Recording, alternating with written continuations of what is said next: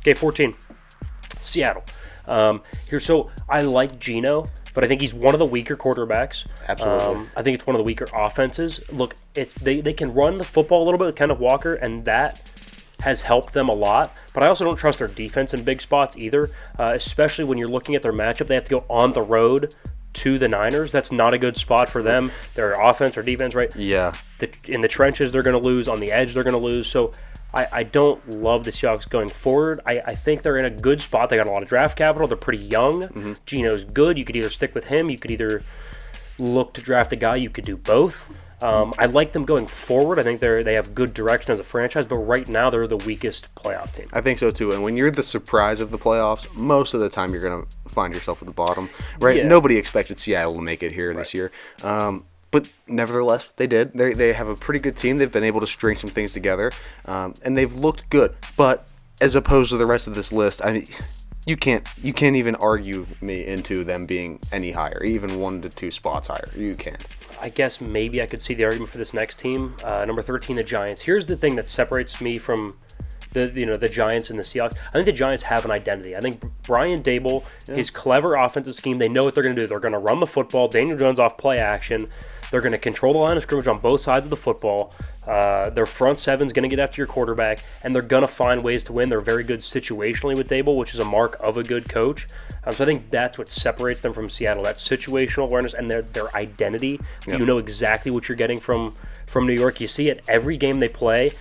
You know what to expect from them, and I think that is better than Seattle. Well, you said it best with Brian Daboll. You have the better coach. When they're more offensively... Right now. Yes. For a career, obviously, Pete, Super Bowl, 2 Super Bowl appearances. Yeah, but I don't like the USC. defensive Pete right now in this modern NFL where it's leaning more offensive. You've seen what Brian Daboll's been able to do in Buffalo and how he's been able to turn this Giants team around in just one season and kind of make Daniel Jones look competent, right? Because he hasn't looked it for the past however long he's been in New York. So either Daniel Jones...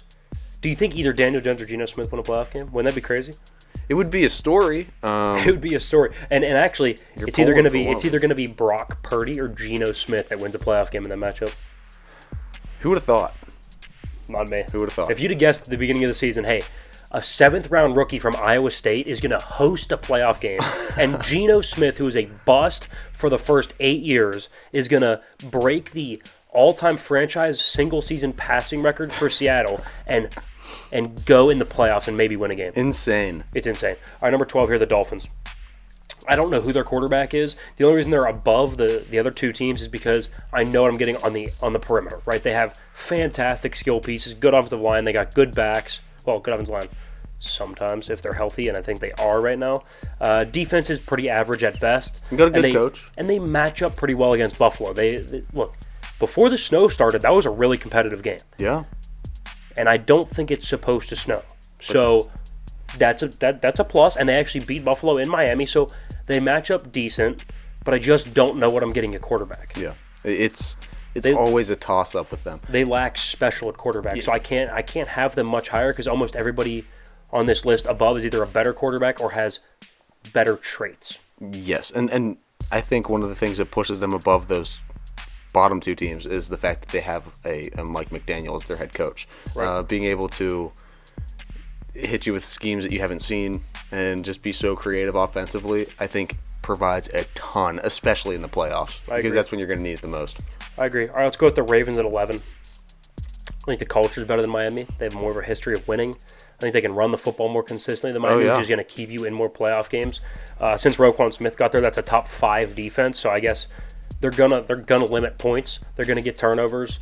They can run the football so they can keep it close in a playoff game. At the end of the day, they don't have the talent on the perimeter and they don't have the talent at quarterback if Lamar's not playing to actually make a run and win a playoff game. But it's a talented roster with a good culture. So the Ravens land at 11 feels kind of right for me. Yeah, it does.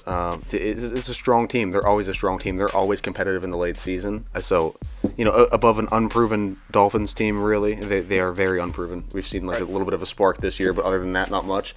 So, yeah, I like the Ravens above them here. Let's go with the Bucs at 10. Pretty much just Brady here. And postseason Brady. Right, and their front seven at times is really, really good, getting to the quarterback, stopping the run. So I feel like it's Brady along with just the fact that everybody on that roster has playoff experience. They're tough. They're a veteran team.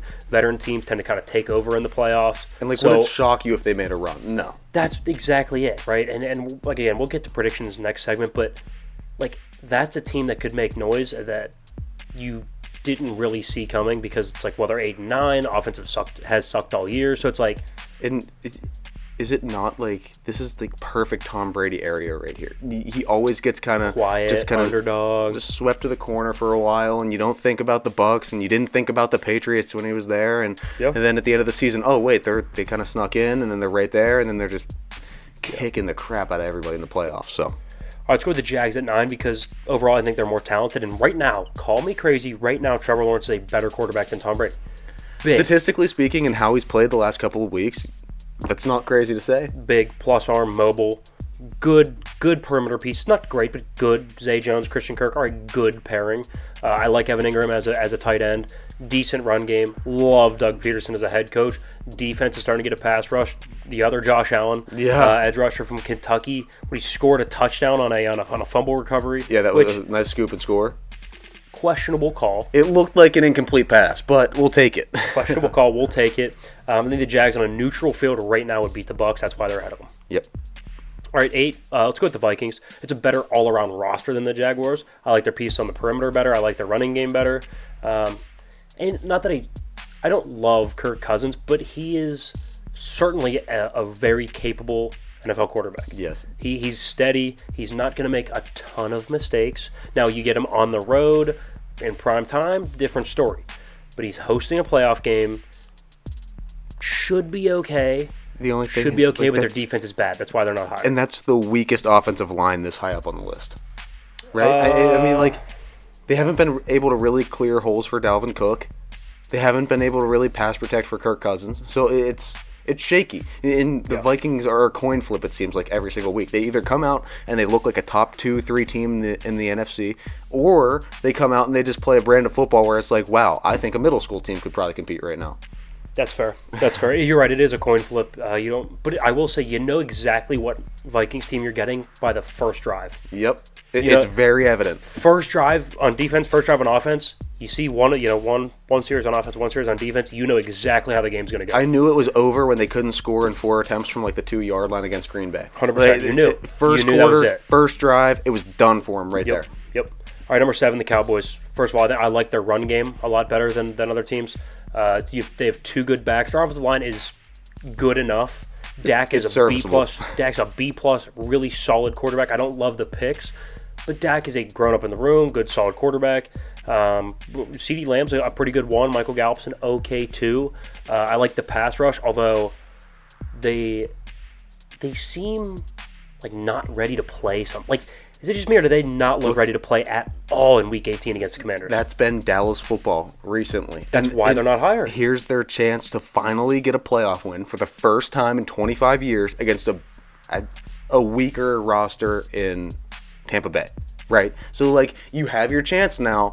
Dallas, if you lose this one, it's going to look bad for you. It's going to look bad. It's going to be really bad. And the lack of playoff experience for Dak is not going to be great matched up against a Tom Brady. In the playoffs, who gets the blame if they lose? Dak and Jerry. Jerry. Yeah. No McCarthy? Oh, McCarthy. Who do you think? If they lose, McCarthy's gone. You think? I think it's interesting. He has to be. If you still can't win, they've added so many pieces. It's interesting. If they lose, why doesn't Dak get the blame? Does Dak get the blame? Dak gets the blame. The owner gets the blame, and I'd say the head coach. Other than the head coach gets most? You think McCarthy gets most of it? He's going to take a lot of it, but I think Dak's going to take a lot. Who do you think deserves to take the most of it? Jerry. You think Jerry? He's the one that paid Dak. He's the one that overpaid Zeke. He's the one that kind of put them in the cap hell that they're in. That's the reason they're in this spot. That's a great point. He put them there. Okay, Don't be surprised if they lose. So what about just the other two, McCarthy or Dak? Who do you think deserves more blame? If they lose first round, doesn't matter if it's close or humiliating, whatever. However they lose first round. Look, Dallas couldn't get it done when McCarthy wasn't there. So I'd say Dak. Thank you. I'd say Dak. So first couple years, Dak had a really good run game, was able to throw on 2nd and 4 Yeah. and 3rd and 1, 13 and 3 rookie year, right? But then it was Jason Garrett's fault. Then it was the defense. Oh, yeah, so first it was the defense's fault, 13 and 3, but the defense was bad. Then it was Jason Garrett can't call plays. Jason Garrett's not creative. Jason Garrett doesn't make Dak work. And now it's, McCarthy's clock management this, McCarthy's clock management that. Well, I'm watching Herbert with Brandon Staley, who is kind of a really bad game manager, and he doesn't seem to have those problems. And so I'm watching Dak. Burrow with Zach Taylor, an unproven guy, hitch the team to his back and take him to a Super Bowl. But everybody wants to blame McCarthy, so it's interesting. I would tend to agree. Little segue there. Okay, number 6 here, the Chargers. Again, I love their quarterback. I think he's significantly better than anyone below on this list, except maybe Lawrence. And if Mike Williams is healthy, that's a team that is really, really good. Yeah. Especially on the perimeter. Austin Eckler's a touchdown machine. Keenan Allen's good. And if Mike Williams is healthy, they have their deep threat, jump ball type guy. And at the end of the day, I know their defense has underwhelmed, but in any given game, you have the best edge rusher and maybe one of the best corners, J.C. Jackson. Yeah. And you have Derwin James. They can play good enough. If they can get pressure, take a little bit of, at least for part of the game, half of the game. If you can generate a good pass rush, take some pressure off those DBs and force them into a different scheme and get them playing a brand of football that they're not used to. Right. That's going to be it. And then you have Jay Herb. The rest is, you're pretty solid on the offense there. Let's go with the Eagles at 5. I know people are like, well, why aren't they higher? Well, first of all, they're banged up. Their offensive line's banged up. Jalen Hurts' throwing shoulder, that's a problem, is banged up. They haven't looked like the same team in the last 2 weeks. Have not looked like the same team, even with all their starters playing and healthy and back. Well, quote-unquote healthy, still a little bit banged up, I think. They only beat the Giants by 6. So, Giants starting a backup quarterback, mind you. So, and let's not forget, the Steelers went 11-1. And then we saw what happened. Last unbeaten team historically loses in the first round the majority of the times. Now, they have the bye, which is good. Hopefully they can get a little healthier. It's not that easy just to be like, best record number 1. That's not the case here. No, not at all. Because I think the Bills are a better team, and they're at 4 here. I like their quarterback better. I like their weapons better. Love their quarterback. Winter Soldier. I like their weapons much better. I think their defense has more top-end talent. Now, I think the Eagles' defense is deeper, but I think the Bills has more top-end talent. Yep. In big games, I'll tend to go with top-end talent. So I think the Bills at 4 makes sense slightly over the Eagles. Yeah, I'll roll with that too. I mean, you can't talk me out of the Bills being over the Eagles right now. But number 3, the Bengals. I think they have the most precise, the most accurate, the most calm, the most cool quarterback in the league, Joe Burrow. And dude is oozing confidence too. And by the way, go buy the Joe Burrow shirt on our website. But whatever. But seriously, is there anybody better situationally on 3rd down against a pass rush, throwing out to the numbers, fourth quarter, overtime? There's not. There's not. Joe Burrow, when you need him most, is the best, I don't know if I want to say leader, but I'm going to say leader. The best leader of men on the field in the league right now. Him and Mahomes are the king of last-second drives. Couldn't agree more. Bengals at 3 here. I'll have the Niners at 2, slightly above the Bengals, because in the presence of bad weather, a bad game from your quarterback, your defense isn't playing really well, they can still win because their run game can control the time of possession, can control the clock, can control the physicality, the tempo of the game. I think the Bengals can run, but it's not what they do best. So the Niners are slightly better because they can win multiple ways. I 100% agree. Number 1, the Chiefs. It's an offensive league. They're number 1 in total yards, number 1 in scoring. Mahomes. What else? Patrick Mahomes. That's all you have to say. Andy Reid, Pat Mahomes. You're pretty much good. All right, 1 through 14. Chiefs, Niners, Bengals, Bills, Eagles, Chargers, Cowboys, Vikings, Jags, Bucks, Ravens, Dolphins, Giants, Seahawks. There you go. Let's